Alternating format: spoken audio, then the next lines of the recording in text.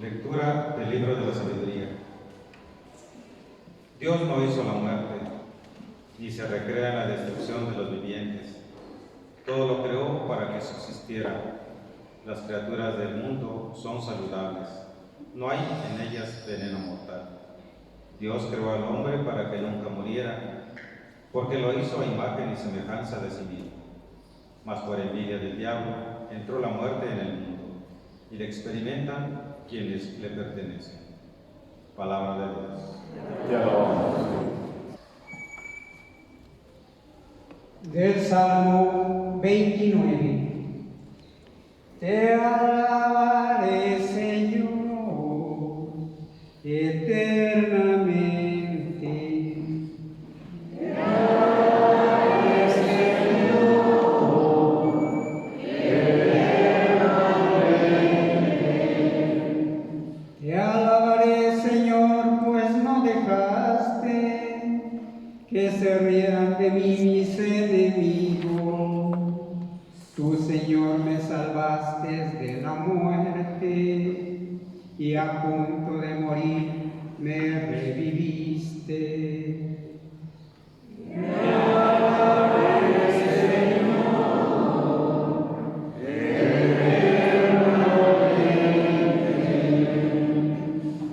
Alaben al Señor quienes lo aman, den gracias a su nombre, porque su ira dura un solo instante y su bondad toda la vida. El llanto nos visita por la tarde, por la mañana el júbilo. Te alabaré, Señor, eternamente. Escúchame, Señor, y compadécete. Señor, ven en mi ayuda. Convertiste mi duelo en alegría. Te alabaré por eso eternamente. Te alabaré, Señor, eternamente.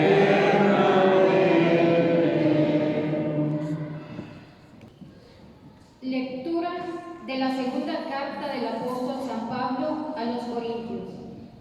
Hermanos, ya que ustedes se distinguen en todo, en fe, en palabra, en sabiduría, en diligencia para todo y en amor hacia nosotros, distínganse también ahora por su generosidad. Bien saben lo generoso que ha sido nuestro Señor Jesucristo, que siendo rico se hizo pobre por ustedes, para que ustedes se hicieran ricos con su pobreza. No se trata de que los demás vivan tranquilos mientras ustedes están sufriendo. Se trata más bien de aplicar durante nuestra vida una medida justa, porque entonces la abundancia de ustedes remediará las carencias de ellos, y ellos, por su parte, los socorrerán a ustedes en sus necesidades. En esa forma habrá un justo medio, como dice la Escritura: al que recogía mucho, nada le sobraba; al que recogía poco, nada le faltaba. Palabra de Dios. El Señor está con ustedes. Y con tu espíritu. Proclamación del Santo Evangelio según San Marcos. Gloria a ti, Señor.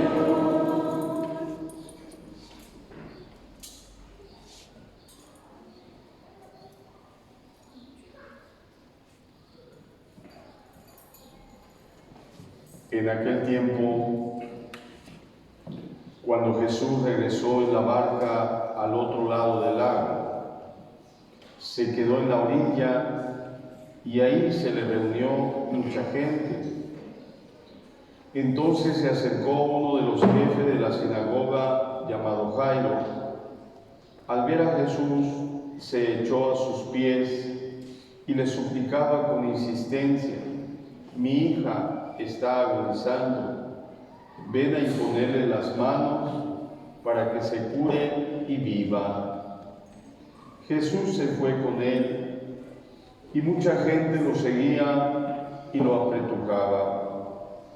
Entre la gente había una mujer que padecía flujo de sangre desde hacía 12 años. Había sufrido mucho a mano de los médicos y había gastado en eso toda su fortuna, pero en vez de mejorar, había empeorado. Oyó hablar de Jesús, vino y se le acercó por detrás entre la gente y le tocó el manto, pensando que con solo tocarle el vestido se curaría. Inmediatamente se le secó la fuente de su hemorragia y sintió en su cuerpo que estaba curada. Jesús notó al instante que una fuerza curativa había salido de él. Se volvió hacia la gente y les preguntó: ¿quién ha tocado mi manto? Sus discípulos le contestaron: ¿estás viendo cómo te empuja la gente y todavía preguntas quién me ha tocado? Pero él seguía mirando alrededor para descubrir quién había sido. Entonces se acercó la mujer, asustada y temblorosa. Al comprender lo que había pasado, se postró a sus pies y le confesó la verdad. Jesús la tranquilizó diciendo: hija, tu fe te ha curado. Vete en paz y queda sana de tu enfermedad. Todavía estaba hablando Jesús cuando unos criados llegaron de casa del jefe de la sinagoga para decirle a éste: ya se murió tu hija, ¿para qué sigues molestando al maestro? Jesús alcanzó a oír lo que hablaban y le dijo al jefe de la sinagoga: no temas, basta que tengas fe. No permitió que lo acompañaran más que Pedro, Santiago y Juan, el hermano de Santiago. Al llegar a la casa del jefe de la sinagoga, vio Jesús el alboroto de la gente y oyó los llantos y los alaridos que daban. Entró y les dijo: ¿qué significa tanto llanto y alboroto? La niña no está muerta, está dormida. Y se reían de él. Entonces Jesús echó fuera a la gente y con los padres de la niña y sus acompañantes entró a donde estaba la niña, la tomó de la mano y le dijo: Talita cum, que significa: óyeme niña, levántate. La niña, que tenía 12 años, se levantó inmediatamente y se puso a caminar. Todos se quedaron asombrados. Jesús les ordenó severamente que no lo dijeran a nadie y les mandó que le dieran de comer a la niña. Palabra del Señor.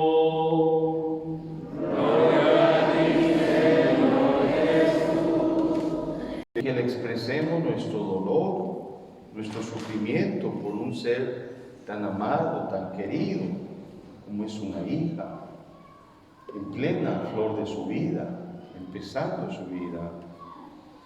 Y yo comprendí el dolor de aquel padre que aún no sanaba esa herida y le dije algo semejante a lo que hoy nos dice la palabra de Dios, que Dios no es el autor de la muerte, que Dios no envió la enfermedad al mundo, sino que la enfermedad y la muerte entró por el pecado de la humanidad. Pero mucho ojo también, hermanos, no vamos a caer en aquel pensamiento que tenía una parte de los judíos cuando pensaban, bueno, pues yo estoy sano, soy rico, Dios me ha dado mucho, Dios me bendice, porque yo sí hago las obras de Dios. En cambio, aquel otro es pobre, es un pordiosero, es un leproso, es un enfermo, porque Dios lo ha castigado por su pecado. Acuérdense cuando los discípulos le preguntaron a Jesús, aquel niño o aquel joven ciego, ¿quién pecó para que este muchacho haya nacido ciego? Y Jesús les va a decir, no es así, ni él ni sus padres. Es así para que se cumpla en él también la voluntad de Dios. Y queridos hermanos, ese debe ser nuestro primer convencimiento. Jamás, ¿verdad? Yo sé que es muy humano. Cuando sufrimos un dolor, una enfermedad, más todavía una enfermedad incurable, decimos, ¿y por qué yo, Señor? ¿Y por qué a mí me ha pasado eso? ¿Y por qué nuestra familia ha perdido este ser tan querido? Si nosotros queremos siempre buscar a Dios, hacer su voluntad, y lo sentimos como que Él nos está castigando. No, hermanos, Dios de ninguna manera ni nos castiga, ni nos envía las enfermedades, sino que estas son pues como parte de nuestra vulnerabilidad que nosotros tenemos como seres humanos. Pero ¿cuál es la respuesta de Dios, queridos hermanos? La respuesta de Dios es la presencia de nuestro Señor Jesucristo, que pasó haciendo el bien, curando, restaurando la vida, llenándonos de nuevo de vida y de esperanza, porque Dios es el Dios de la vida, es el Dios del amor. De ninguna manera Dios nuestro Padre se va a gozar en el sufrimiento humano. Claro que no. Y por eso San Marcos nos presenta estos dos ejemplos, ¿verdad? De aquella mujer adulta que padecía de un flujo hemorrágico propio de la mujer, y el caso de esa pequeña de 12 años que era hija del jefe de la sinagoga y que muere. Bueno, yo creo que tiene una gran enseñanza para nosotros, pero debemos de entender el contexto en el cual se encontraba la mujer en aquella sociedad en la que vivía nuestro Señor Jesucristo.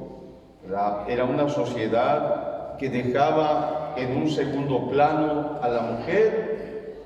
Todavía un niño de 12 años, varón, tenía más derechos que una mujer. Y la prueba está que el varón podía entrar a la sinagoga. El varón podía sentarse entre los adultos varones, y la mujer siempre se quedaba en la parte de atrás de unas celosías, como en un segundo plano, y de alguna manera la mujer pues era vista como una menor de edad. Entonces no se le daba el estatus y el valor que hoy en nuestro mundo, ¿verdad?, luchamos tanto por la reivindicación de los derechos de la mujer en igualdad total con el hombre. Bueno, queridos hermanos, ahora pensemos, si ya la mujer estaba discriminada, ¿qué sería de una mujer que padecía un flujo de sangre en su cuerpo